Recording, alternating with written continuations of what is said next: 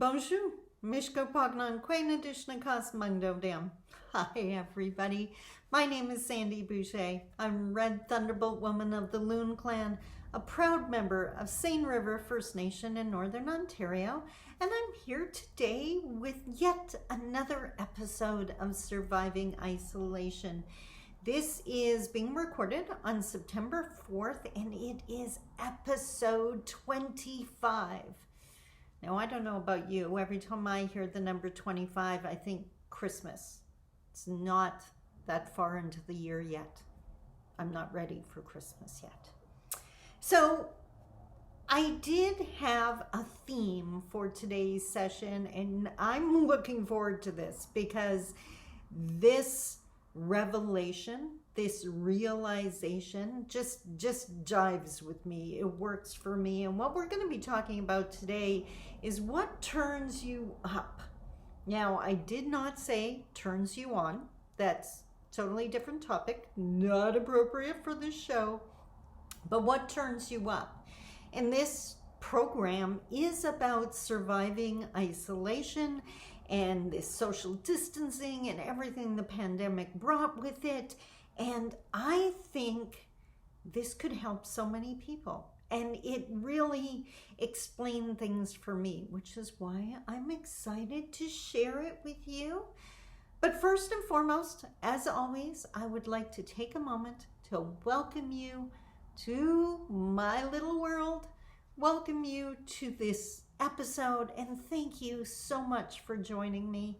If you're watching this on YouTube, whether it's right on the YouTube channel or on Facebook, thank you so much for coming out. I super appreciate it. If you're on YouTube, do not forget to subscribe and like the video.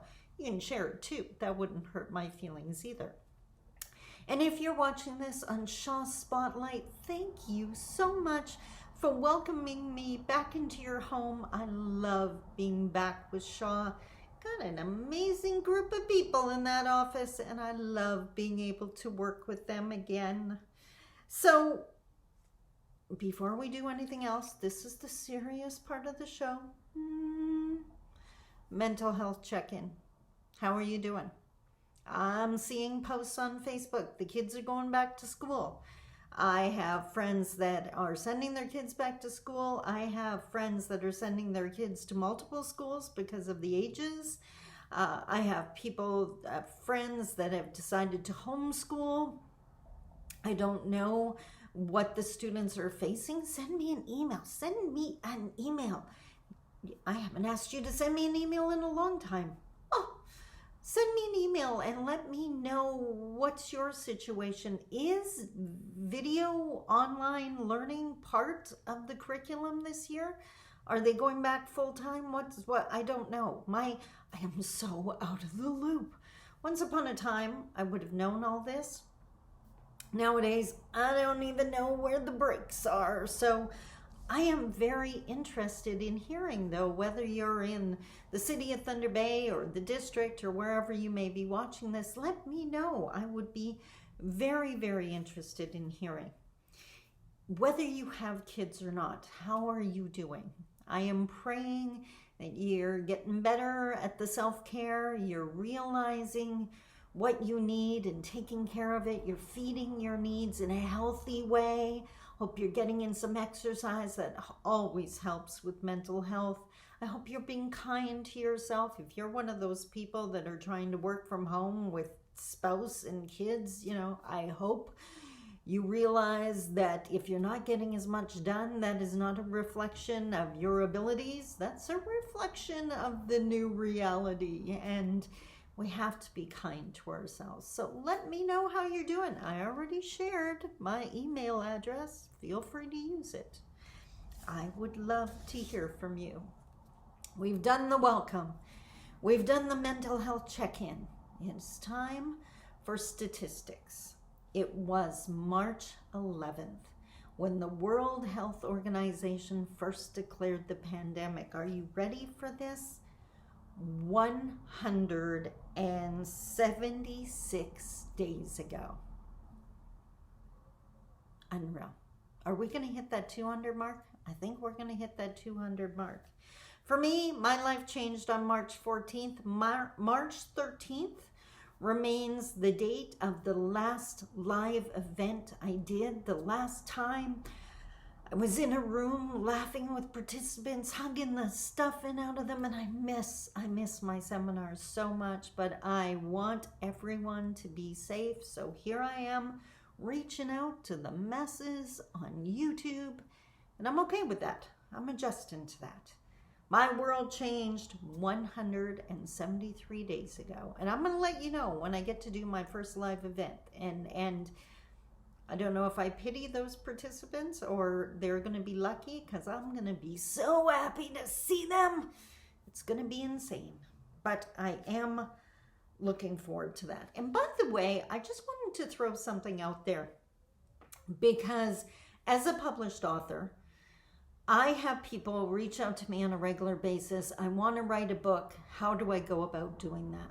And they are always caught up in the marketing, or how do I find a publisher, or whatever. Write the book first.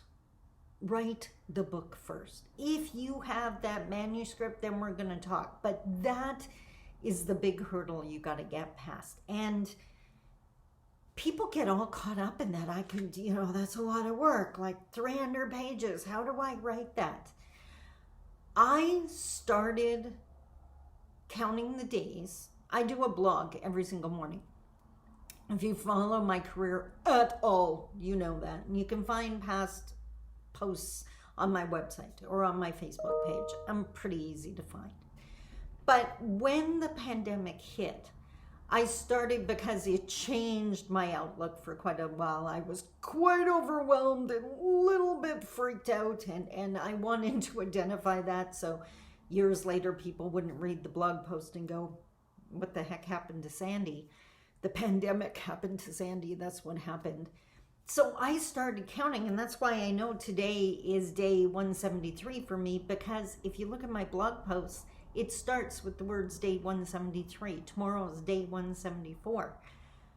My point, all I did was share a blog post every single day.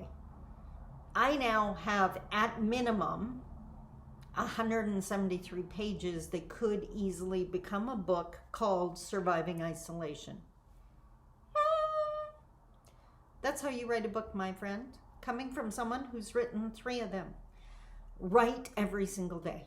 Don't get caught up in editing. Don't get caught up in finding the perfect phrasing. That's the editing process. That's step 2.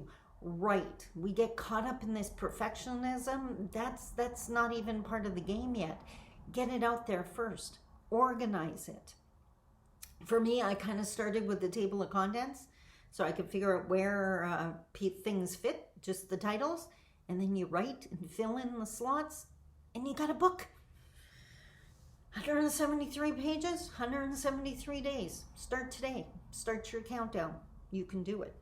So, just thought I'd put that out there for all those people that keep asking me. So now let's talk about today's theme, because I'm kind of really excited about this. Can you tell? Okay. What turns you up?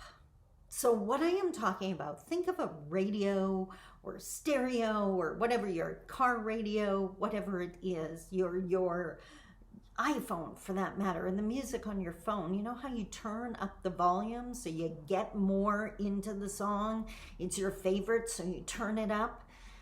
That's what I'm talking about. What turns you up in life? Now, some people, what turns them up is being around their friends, social engagement, getting caught up in the vibe of the group. They are probably one of the groups, and I know there's several, but they would be one of the groups that really got hit hard by the pandemic because of the social distancing, because of the isolating. If your turn up requires being in a crowd, then I hope you isolated with like 8 other people. That would be a challenge.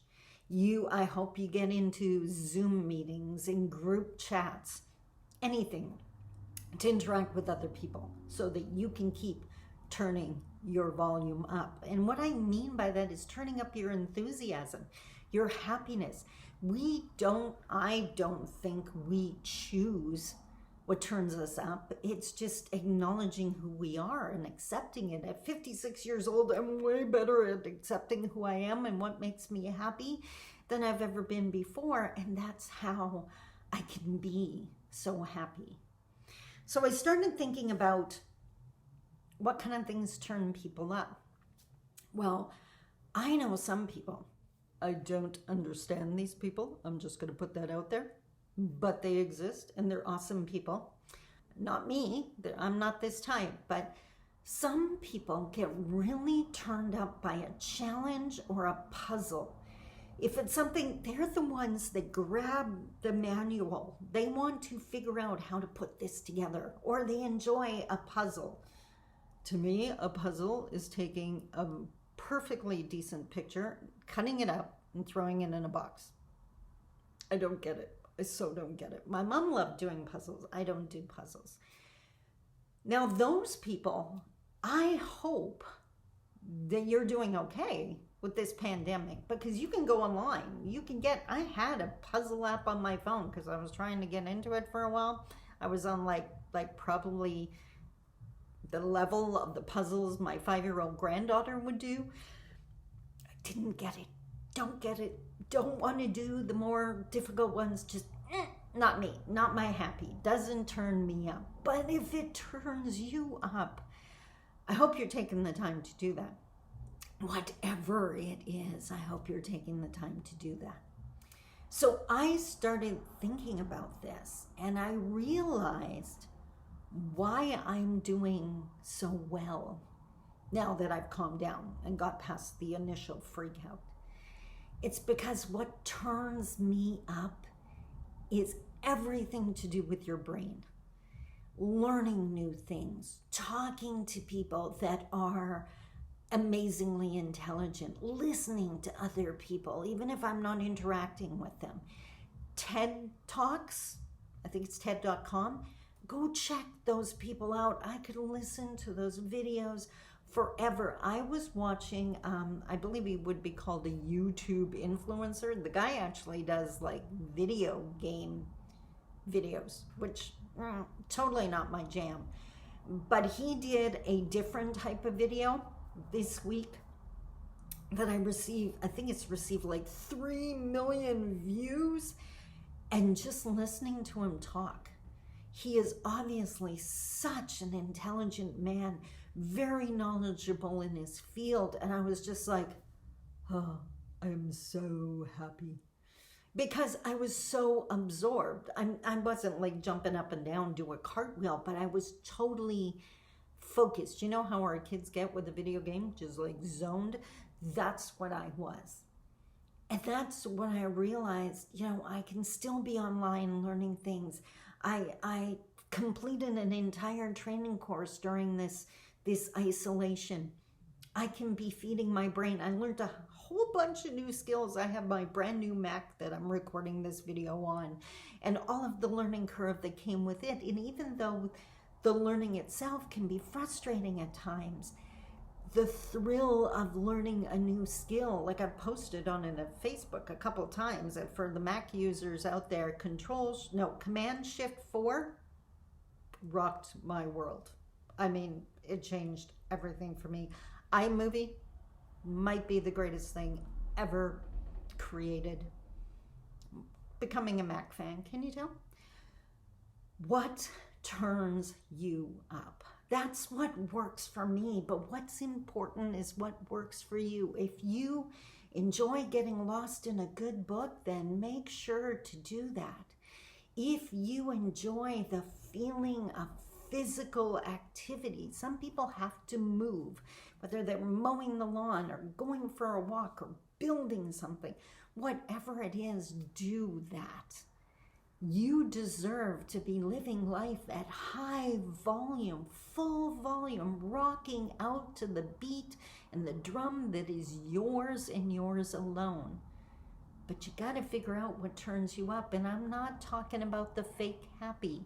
I'm not talking about all the different things we turn to try to make us feel better, all those unhealthy things. That's not what I'm talking about. I'm talking about a natural, real happy that can be found by doing what you love.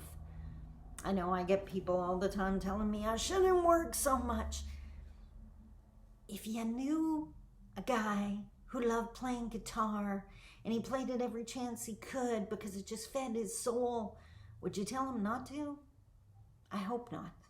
And that's how I feel about my career. That's how I feel about shooting these videos. That's how I feel about helping people and helping them to believe in themselves. It's my jam. It's my vibe. It's what turns me up. And I hope you know what turns you up. My mom wasn't like an enthusiastic type, but I definitely have way more enthusiasm than she did. But she loved her life. And you know what she loved doing? Knitting. Even if she had no one to knit for. And I think I can see a relationship between me and her, because near the last few years of her life, my mom, the challenge, the harder the pattern, the more she loved it. So there's that learning, that thrill of trying new things that I have. And she would knit the most amazingly complicated sweaters with cables and patterns. And just for no one. She would knit the sweater, hang it in a closet. Knit the sweater, hang it in the closet. If you were lucky enough to ever go to her home for tea or coffee, and she, one, would show you her sweaters. Two, if you commented that you liked one, guaranteed you were leaving with that sweater. One of the greatest joys I had after her passing, when you're getting things together and it's that horrible grieving time, I got to reach out to certain people that had been there for my mom, that mattered to my mom, and I was able to gift them one of her last sweaters. And that was such a joy, because I knew making those sweaters turned her up. So what is it, my friend? I have friends that amazing artists. They love to paint. They love to express themselves, even as a spiritual practice. Ange comes to mind. Ange, if you're watching this, love you, girl. So that's your job. That's your assignment. You want to survive isolation. One, figure out what turns you up. And two, figure out how to feed that need safely during isolation. There's an entire world on the internet, and if you don't have great internet access, there's resources that you can download while you have free Wi-Fi, so you can watch them when you're offline. Whatever you need to do, this is your journey, and you're only going to do it once. And I happen to believe we all deserve to enjoy the journey. So do the questions. I'm certain there's, even if you looked, there's probably an online quiz somewhere where you could figure out what turns you up. What's your passion? What's your joy? Well, here's a question for you. I did this quiz a long time ago, and then I did it again recently. So it's one question, and counselors for decades have been asking it. If you won $1 million today, what would you do? Now, a lot of people would quit their job, and I get that. I totally get that. If you're doing a job because you got to pay your bills, I, one, respect you totally for doing that, and two, I get the concept. So if you're going to quit your job, what would you do instead? And of course, yes, you're going to go on the vacations first, and you're going to enjoy yourself, but after that period is done, what are you going to do? Because that choice, what you would spend your time doing, there's probably a really good chance that whatever that is involves what turns you up. One of the greatest joys of my life was a couple of years ago. Once again, someone asked me, if I won $1 million, what would I do? It took a half second to answer, and the smile on my face must have been absolutely huge. Because my answer was, in all honesty, my answer was more of the same. I would do exactly what I'm doing now. I'd be shooting more videos. I'd be reaching more people. I'd be doing what my mom did before me, getting you to believe in you. And if that means we have to do coffee 10 times a month or 25 times in a year or whatever the case may be, I would now have the time to do it. So there you go, my friend. You deserve this. I'm dying. And you know what? You can send me an email. That would be really fun. It would make me incredibly happy to hear what turns you up. Because if you know the answer, then I know you are already on an amazing journey. That's your ticket to an amazing life. And you, my friend, deserve that ticket. I hope this made sense to you. I was so excited to tape this show, to share this with you, because now it makes sense to me. I've got everything I need to enjoy my life, even under self-isolation. I miss my participants terribly, but I can reach you via video. I can pick up the phone, and every single one of you that messages me, I absolutely love you for it. So, take care of you, be kind to you, practice self-care, and if you don't know the answer, then take the time to figure out what turns you up. Until next week, I love you. Talk to you soon. Bye-bye.